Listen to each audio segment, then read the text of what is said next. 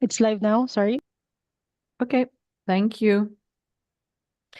Okay, good afternoon, everybody. I'd like to welcome you all to the Maastricht Sustainability Dialogues webinar.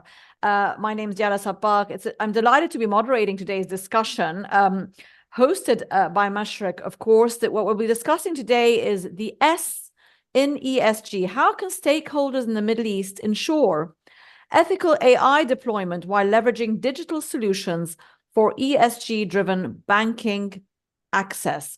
And I'm delighted to be joined by a panel of speakers today, and I will introduce them in turn.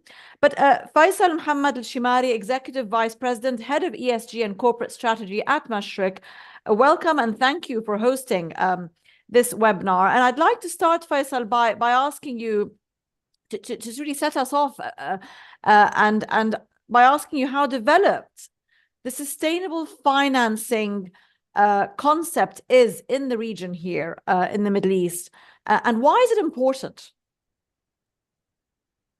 Thank you very much. I'm honored and delighted to be joining the distinguished group of speakers today.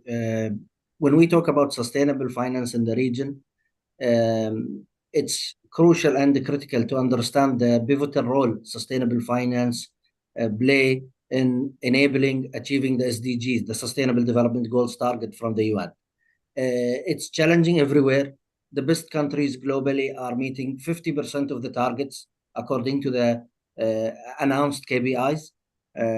Sustainable financing is the way forward to enable achieving the ambitious noble agenda of countries and the United Nations. Without the finance needed and required, there won't be energy transition, there won't be social development, there will be a continuation of challenging economical dilemmas, and redefining public-private partnership is the way forward.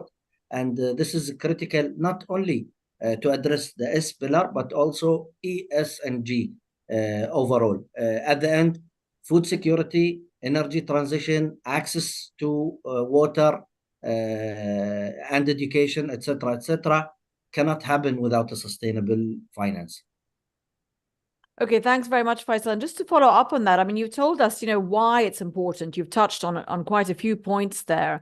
But can you give me, on a score of 1 to 10, where does the region here in the Gulf and Middle East stand on that front compared to, for example, Europe, Asia, the US? How far are we on a global scale, if you like, in terms of progress? Without focusing on a specific jurisdiction, I would say some continents are focusing on E and overlooking S. So we see them focusing on energy security, focusing on energy transition and going green, etc., while neglecting other challenges like, for example, homeless people or medical services or social in general. While other countries are struggling to balance E and S combined. So we are looking at developed countries who are barely providing enough food or medical services to underprivileged families and individuals. And we are asking them to expedite their journey in energy transition. It's not one layer or one level that we need to address. It's a complex resolution. Every nation or every country will have their own priorities and their own list of sustainable development goals that they need to balance. When we look at sustainable finance in the UAE specifically, the UBF with a selective number of national banks announced during COP28 the 1 trillion dirham commitment on sustainable finance. Such number is a significant number, of course, to commit, but it's not enough. It's a cornerstone or a foundation for more initiative to come. And having the government and the central bank representing the government in that announcement, with the president of COP28 attending, flag that even the UAE, as a rich country where lots of subsidies are coming from the government, acknowledge and identify the necessity of having a strong, solid partnership with financial institution to move forward. We cannot rely only on government to keep subsidizing services or prioritizing ESG independently. We will not evolve and achieve the objectives that we are aiming at. Thanks very much, Faisal. The public-private partnership aspect is critical, isn't it, across many sectors and many initiatives. Andrea Prazakova, Senior VP at MasterCard Foundry and ESG, EEMEA, welcome to the webinar, and thanks for joining us today. I mean, just touching on a couple of the points that Faisal made there in terms of, why is sustainable financing important? But give us, a bit more of a sort of micro look at that, maybe examples in your experience. You've dealt a lot with retail and SME banking, etc. What is give us an advantage from your point of view of how, applying sustainable finance is important? First of all, thank you so much, Dayala, for having me, Faisal, Namir, and Morgan. It's great to be here with you. I would like to take a slightly different lens on it, right? Because we often talk about sustainable finance only from connection to environment. And I think sustainable finance should start to be measured as well in connection to the S, which is the topic of today, right? How, and I think Faisal mentioned it, and in many markets, it's very overlooked, right? There's a big run-up for E, but S is really, really standing behind. So I'm really looking forward to see much more sustainable finance in terms of how it supports the communities, right? So if you look at small businesses, if you look at fintechs, if you look even at private individuals, where the power is today with AI and sustainable finance is that you can actually give access to finance to people who didn't have the access before, because ultimately the financial institutions were only evaluating us based on some Excel spreadsheets where you have some static data, which for many SMEs is almost impossible to put together because, they don't have proper registration of cash flow. But with managing social data, satellite data, combining it with AI, you can actually much better as a financial institution assess the willingness and ability to pay back, right? Which is the two key factors which decide for a bank. So with that, I really think that the sustainable finance should be rephrased or repositioned is how many SMEs it helped grow, right? How much more sustainable farming these SMEs did if it's farmers, right? How much, better they are in surplus management, how many more jobs they created. So I really would feel that there is a great, we are on a cusp of reinventing sustainable finance for banking with technologies, which will go away from these big corporate loans to much smaller entities. And we will have very different measures of how we will measure the impact of sustainable finance. As I mentioned, creating of new jobs, reskilling, giving children access to education. For example, if I repay my loan on time and I'm based in a rural market in Africa or in Pakistan or anywhere else, maybe today 30% of our kids don't have access to education. We know about 280 million children today don't have. But how can you connect it to the repayment of the SMEs that if I pay my loan on time, maybe there is a contribution to my children's school fees, right? So I think there is a great opportunity to combine the S with the E and break it down to much lower levels in terms of who I'm giving the loan to. And as a banker and as an ex-banker for 23 years before I joined MasterCard, I think it's a fantastic area to really ideate how to be creative and have much stronger impact. And I mean, Andrea, just sticking to that point of sort of extending that value to SMEs, and also, the other aspect is obviously to geographic areas where people don't have access to traditional finance. Looking at the AI in our title of our question today, in terms of the technology part of finance, and how can we use new technologies, new tools within finance to help reach those remote areas, get financing to those who don't easily access it? I mean, technically speaking, is that something that's really still in its infancy? And are there any alarm bells around that we need to be watching out for as well? That's a packed question, right? So let me summarize maybe in short. So I think that there are already a lot of technologies and a lot of fintechs are focusing on the first area, which is obviously scoring. Company like Skiva in the United States, which works very, very heavily using AI for combining social data and financial data to do peer-to-peer lending that also works on SMEs. So really utilizing data outside of a traditional banking system, AI is already deployed, right? And we're talking not about generative AI, but we're talking really deep learning, machine learning, right? And large language models to combine the documentation. I think that's definitely. In terms of giving up loans, I think that the predictability of you being able to pay back and much easier to alternate where do you pay. I think that's also a great power of artificial intelligence, where based on the patterns, Namir is very heavy in carbon credit. So if you take one of his B2B2C customers, which is a farmer, so today it's very difficult for me to predict as a bank if the farmer's crop is healthy, right? If there will be rains which will disturb the crop, which potentially will, he will default on the loan. But ultimately today, using satellite imagery, I am very, in a great position to use the data and say, okay, the crops are healthy because I can go certain centimeters into a crop itself to say, did he use pesticides? How much water is there? Will this be happy? When with AI, I can see what is the demand and pricing and do predictability. And then with an app, send him to a place where actually maybe in the village next door, there is not enough demand, but 100 kilometers up north, there is enough demand and he can get better prices.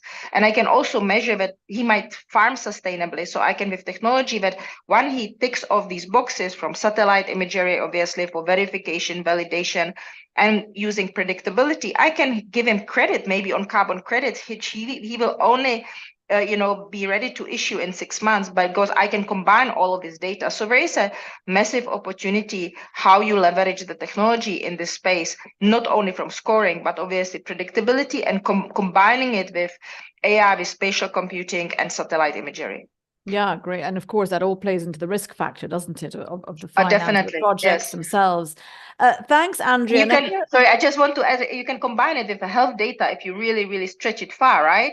If you say, if the farmer, if you connect his health data, which you can measure today to certain different monitors or a watch, if he's healthy, he will be obviously healthy to go to the farm and farm himself, right? So you can combine and incentivize people as well to live healthier, to get better interest and have access to finance. Thanks, Andrea, for that. Namir Khan, founder and CEO of Phils, I hope I'm not pronouncing that company name properly, which as I understand it, is an ESG-focused sort of fintech digital platform. Tell us a bit, Namir, about the main purpose of your sort of projects, if you like. And I believe you also signed an MOU recently with Mashreq. I'd like to hear about that. But as an example of how the platform that you're offering can lead us to obviously more sustainable finance, and in your case, I think it involves even carbon credits. Thank you for the lovely question, and pleasure to have you all over here. So I will first paint the picture in terms of what the market is currently like and where the market is going to be going. The first thing is that currently the carbon markets Phil's in partnership with the PwC, we just launched a report which focuses and highlights on the market growth itself and where we're going towards. So right now we're starting at $922 billion, out of which $2 billion comes in from the voluntary carbon markets at this point as we speak. And after this, what's going to be happening is that by 2030, the market is expected to grow from $2 billion for the voluntary carbon market to $100 billion. That is a 9.8x growth that we are basically expecting. And these are numbers by Morgan Stanley. Apart from that, what is going to be happening is by 2050, the market is expected to grow to almost $250 billion by 2050. This is what we're talking about, the voluntary carbon markets. Overall carbon markets are going to go up to $1.8 trillion by 2050 itself. So that, first of all, shows you the growth, right? That the market is going to be there. Second, carbon markets today hold tremendous importance because if you look at all the companies, thousands of companies have also, mentioned their overall growth, that overall net zero targets as well. And those net zero targets are comprising a very large portion of that is consisting of carbon credits, because without having carbon credits, you can never hit net zero. Then the other thing is going to be the factor that is very important to also understand is that as per the IPCC reports, as per the previous COP as well, it has been highlighted that 20% of the overall net zero market is going to be achieved by carbon markets. Now, when we see this, the overall opportunity, the economic opportunity, there's a big challenge as well, where there is a demand for the organizations who want to basically offset. They are the means of, first of all, understanding for them to offset were not there. So what Phil's did is that Phil's built an infrastructure which is end-to-end, which goes from demand side and supply side. On the demand side, we basically have large businesses such as the larger issuers, processors, very public information now that we work with, which enable larger banks as well, which enable larger retailers like merchants, larger merchants, and SMEs as well. Currently, we have connectivity to almost 1.5 million merchants across the region, one of the fastest growing fintechs globally in that case. So helping businesses understand their emissions. And then after that, we connect them to our supply side of the business. Supply is where we have some of the largest providers in the world who are working with us. Mashfiq, since Mashfiq is a partner, Mashfiq knows our partners quite well. So we source our credits from the largest credible suppliers, and then we connect the demand with the supply through a marketplace. So we make it easy and democratize it for SMEs, for independent individuals to be able to offset. Now, while we do this, the important thing that you see in the carbon markets is transparency, auditability, trackability, right? For that, everything that we do is on the chain. We leverage blockchain to ensure that any purchase that we do or any sell, any carbon credits that are being purchased through the platform are recorded on the chain. So ensuring that we're able to bring trust and transparency on the system. So this is what we have done, and this is the first phase of what Phil's is doing. The second phase is largely more on the supply Let me get side. back to you on the second phase. Thank you. And that's Please. great. That's great to hear the project that you've done also in conjunction also with Mashfiq as well. Thanks for that, Namir. We'll come back to you on that project probably. Morgan Eldred, founder of Digital Energy. Morgan, welcome. Let's talk a bit about one or two of those points that Namir brought up. Connecting the two sides, right? And I'd like to ask you, and you, of course, at Digital Energy works very closely with the energy sector in terms of leveraging technology in that and efficiencies. One question that arises for any sector, whether it's the energy sector, banking, etc., is data security, is transparency. These question marks on as we deploy more and more tech and perhaps take things out of the hands of humans. How do we oversee? Right, and regulate and make sure that everyone still feels secure about participating in such projects. Give us your point of view on how important you think and how advanced you think we've got with the security, the transparency aspect of being able to deploy all this exciting technology for these solutions. Great question, and thank you, Della. So if we look at it, I think the technology, whether it's blockchain, whether it's cloud computing, whether that's even on-premise, private clouds, all that data lakes, all of the fundamental, what we'd call your digital infrastructure has been there, and it's been there, we could say, quite mature for the last 5 years. But when we look at this topic here and the S, I think we're really missing some critical points, right? Like, what is society? So what is a human being, for example? So, Andrea mentioned before, what if we start measuring health data and we get all of that? That's amazing. But if we go back to things like where GDPR came in, Europeans, because of our history, are very terrified about people having lists about us, right? And also, if we are here in the Middle East, it's also quite a private society in terms of my information. And I think this is what we really need to start to think about, because when we start having virtual models of human beings, when we start connecting demand and supply, we will create algorithms and models. We can put you still, maybe not on a spreadsheet, but on a spreadsheet, I know the confines of the spreadsheet. When I start putting that into whether that's a large language model, whether that's agents, whether that goes out there, the machine is going to really learn. It's going to create its own profiles. And when that happens, who's in control of that? Who are the people who are building the models? What is the frameworks that they have in terms of, do they have the right demographics in terms of society? whether that's the moral compass that comes from the ethos, whether that's regional, personal, national, all of these things become really, really important. And, for me, the S really needs to incorporate the fundamental aspects of us as human beings. And now all of a sudden you have a digital twin or a virtual model of me. We need to really take into consideration, because, we always hear about the great advances of technology. Of course, I'm a founder of a tech company. I love that. But the thing that we need to understand is it's the anomalies. So who, because they don't fit the model or the AI's model, falls between the cracks? Are those the small businesses that need that funding, who are really doing something in their vision and their mission that when they wrote it down, the machine doesn't see, right? But they're really driving it. So how are we controlling that? If we look at the new EU regulations on the AI that are coming out, one of the key things that's been kind of missed has been, now, if anything is related to personal data and you are providing a service to that, you actually, that's optimized through AI, you actually need to report on that. And if you look at that, well, if all of a sudden my insurance company is connected to my bank, I'm getting details, special rebates that come in, well, wait a moment, that's an AI-driven service. So then when we talk about S and AI, we also need to talk about the G. How are we going to govern that? And that governance is not, we have this the demographic in our board, we've got X committees. No, we really need to look at what is, the S.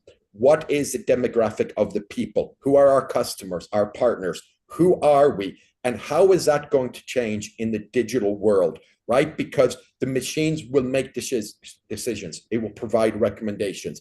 And this, to me, is something we really need to look at. Not so much about the data security and privacies. Those are under level. But there's a macro trend here, which is, what is AI? What does it mean for a human? And for me, that is the impact we really need to look at. And I think you can't look at the S without the G, right? Because how are we going to govern it? And how do we make sure that those anomalies, because we're all human, we are all different. We don't just fit a model, we don't all just have a zodiac sign and that's it, you're here, or you hit one of these predictive index or Myers-Briggs models. No, we're individuals, and that's what we need to make sure is really taken care of. Okay, thanks, Morgan. And I mean, just to go back to you, Faisal, on the G part, but again, back to sort of, I suppose, the model of sustainable finance in general. I mean, you mentioned PPP, we need more public-private partnership, more bilateral sort of back and forth. How does a government decide on what are the best tools that are needed for this regulation, the best incentives for the private sector to get involved, the best way to hedge the private sector's risk and get everybody contributing to the same? What's the top 3 on your list that you would say we need to do this now in terms of collaboration? Well, I would start with mentioning what the government are doing. We have a UAE national strategy for AI 2031, and there was a previous strategy version, an earlier one, with other strategies of interconnectivity, such as blockchain, etc. There is the model risk management guideline and standard from the Central Bank UAE, where it had 3 pillars in it. One is around validation. The second is around monitoring. The third around model risk management, model data risk management framework, where data is a critical component. And if we look at the strategy that I mentioned earlier, there are 8 strategic objectives. In the financial institution, of course, we need to look at AI ethics, and we need to look at the regulatory requirement, etc. And of course, data play a key role. Some models already have been identified to be tending to become biased, because it depends, the dependencies on the data is biased. Ethnicities, certain social sectors, etc. So we need to redesign and integrate the regulatory framework with the expected delivery. If we are aiming to have a human-centric approach, we need to kind of redefine our social taxonomy and interconnect it with the existing regulatory framework, whether it's model risk management standard and guideline that came from the Central Bank UAE, or if it's the AI strategy, or even public-private partnership, let's call it 2.0, including BOT or PPP, build, operate, transfer. If we look at the model of using social impact bonds that was delivered in England more than 10 years ago, or even 14 by now. When they introduced the concept, the aim was to reduce crimes and to address the necessity or the requirement of underprivileged family. The framework and the ecosystem came from Bank of England with Ministry of Justice and other respected institution. Similar approach can be done, whether we will use the Islamic framework or platform like Sadaqah and Zakah, where social financing was there, whether it's charity or an obligation on the community to address the underprivileged parties in it, to make sure that the well-being and the human-centric is addressed, is the way forward. Yeah, human-centric. I mean, that's the word that we hear so often, isn't it? When we're having AI, conversations about AI, we have to always maintain that human-centric approach. Andrea, just back to you on that. I mean, is there a way of, are we at the stage now where we can set limitations on AI? I mean, or is it too late for that? And secondly, what's the thinking in business and in finance around, maintaining a balance between human and machine interaction in terms of the tools, the knowledge that's going into solutions? I mean, I know that's a bit of a general, maybe confusing question, but I think you will understand what I'm trying to say. Yes. The balance and the human-centric while maintaining innovation and moving forward. Yeah, I have to say, I really love what Morgan said, right? That it's about humans. And I think, again, we often forget that, right? That we are the basis of everything. And I just want to maybe highlight some numbers so that we bring it alive, right? I mean, McKinsey is predicting that by 2030, about 800 million jobs will be automated, right? Already by next year, we expect about 100 million jobs or 90 million jobs to be obsolete and about 90 million new jobs be created, right? And I think that one of the, for me, the most pressing issues which company needs to address right now is upskilling and reskilling of employees. There is, even though there are so many webinars, so many white papers written about AI, the number of people who are actually exposed to AI over and above using ChatGPT sometimes, it's very minimal. So in order to be able to start to actually really address the issues of how the large language models are put together. But Faisal was talking about biases. Of course, we have biases in AI because AI is our mirror. It's us. Just, now we're looking at how ugly it is sometimes, right? Because it took the entire history, all the books, everything which ever happened. So it's the machine itself is not biased, right? It's the input which is there. Yeah. And in order to be able to start to manage this properly, we need sufficient amount of people who understand how to deal with it, not purely as users, as consumers, because that's the danger which I feel, that companies are very fast now. Let's put a chatbot into place. Let's, see how we automate this. But I feel that the humans in the companies are now being left behind. There are obviously some fantastic examples on the market, like Accenture, who I think been pioneering really the work of upskilling and reskilling. But again, to point what Morgan was saying back to humans is, if we say, let's focus on the technology, I think that we need to focus on humans. We need to be very fast to upskill people, reskill people. If your job will be fully automated, your job would be augmented, what is your next future? Right? What will you do next?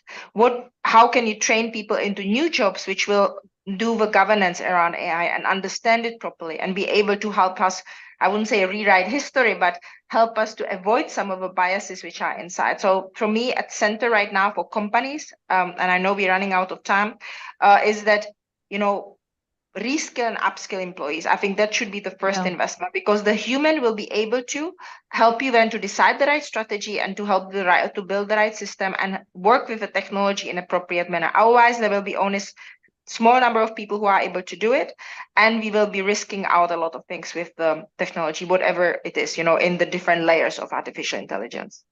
Okay, thanks, Andrea. No, we have another 10 minutes actually. We're good for now, I think. Yeah, okay. That's okay, because we did Scott going a little bit late.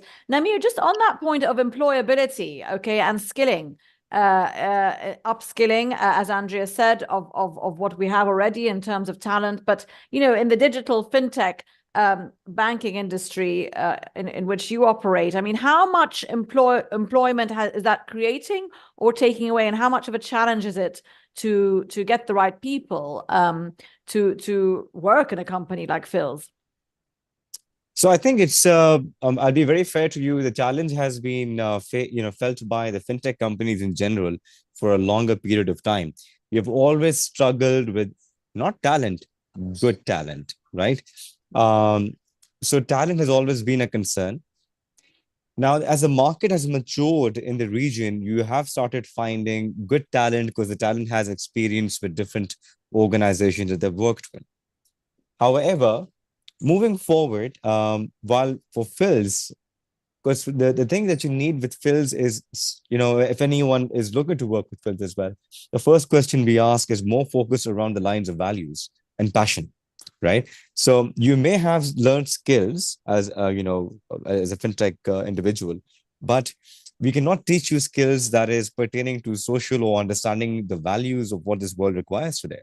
So one of the I would say additional filtration process that we have when we are recruiting people, or since we are currently recruiting and we are having these heavy conversations, is more towards, do you really understand environment? Do you really understand the problem that the world is facing? In fact, what we do is that we send out reports to some of these potential candidates just as a point of impact as well, that maybe they read something and they have that research conducted and then they have the conversation with us. So we have been struggling with good talent, I would say that. However, we have not been struggling when it comes to talent, when it comes to science. Because for science, we are directly, for example, recruiting individuals who have, masters in science or masters in environmental sciences, right? So that makes a life easier in that sense. However, when they're onboarded with us, then they get introduced to the world of technology, right? And how we are basically operating on it. However, I would certainly like to say that, what Andrea was also mentioning as well earlier, of reskilling and ensuring that not just corporates, but larger educational institutes also start, because you will only be able to make life easier and relevant for the upcoming graduates if you're able to teach them sustainability at the grassroots level, which is extremely critical.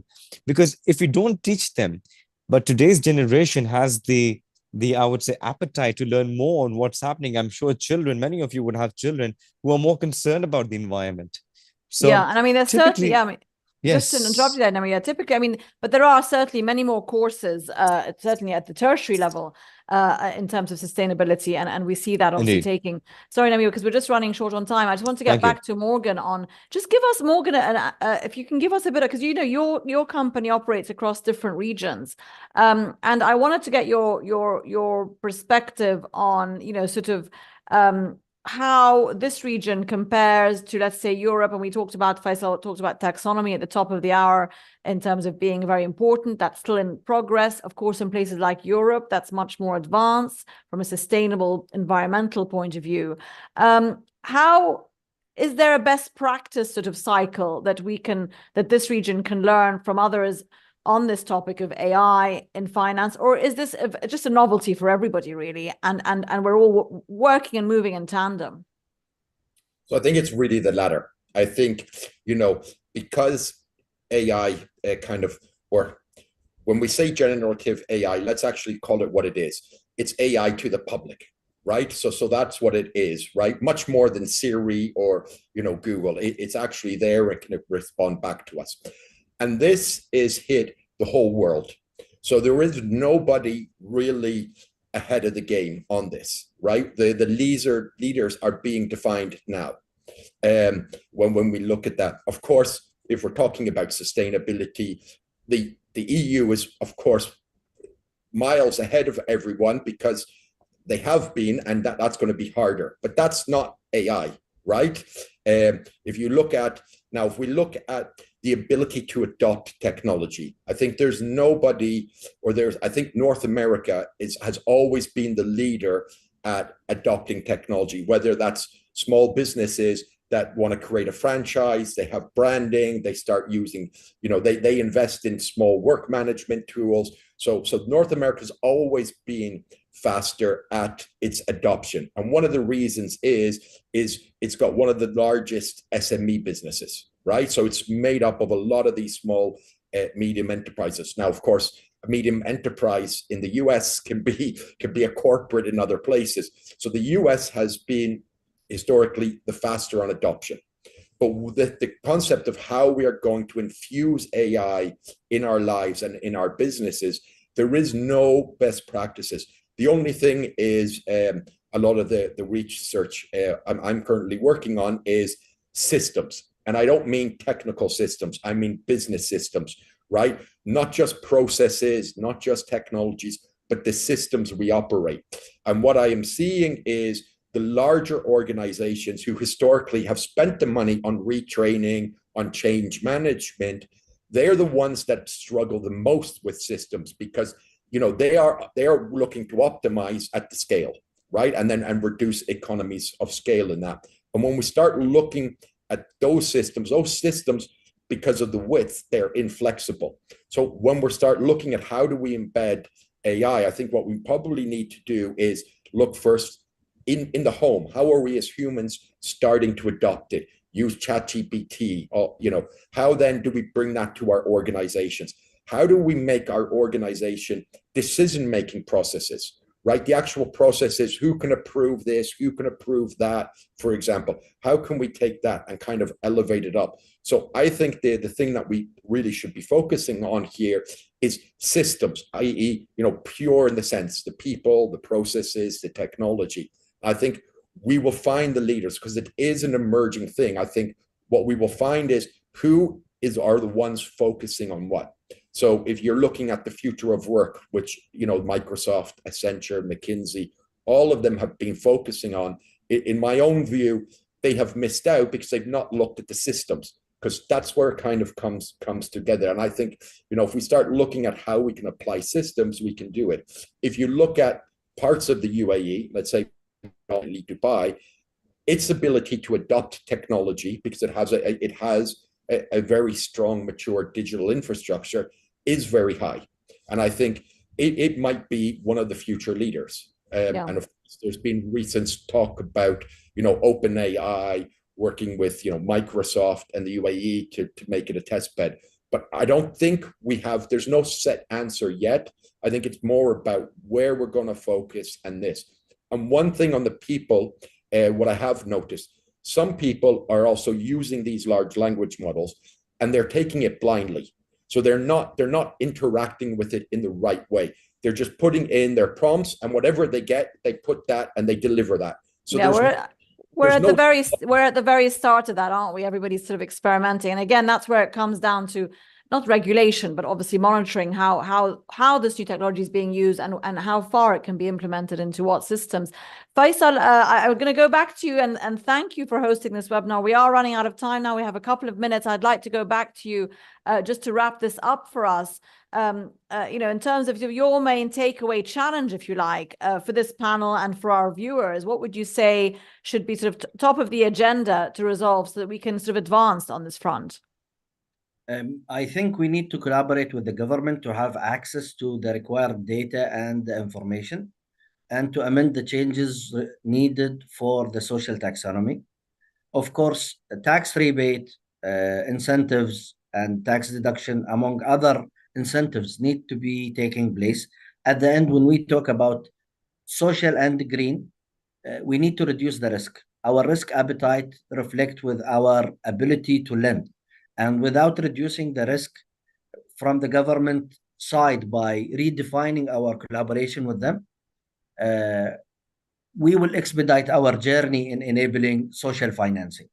Again, this requires transparency and open dialogue. It's not just reducing the tax or giving a tax rebate or incentives to financial institutions to reflect our commitment on addressing critical subjects like the Sustainable Development Goals or social financing, etc. No, but at the end, we are financial institutions. We need to reduce our risks to be able to provide the highly needed sustainable finance that will address our social priorities. Faisal Al-Shimari, thank you so much from Mashriq for hosting this webinar. Thank you to Andrea and to Morgan and Namir for joining us today. Thank you so much, everybody, and for your time. Thank you. Thank you very much. All the best. Thanks. Thank you. Thank you. Thank you. Take care.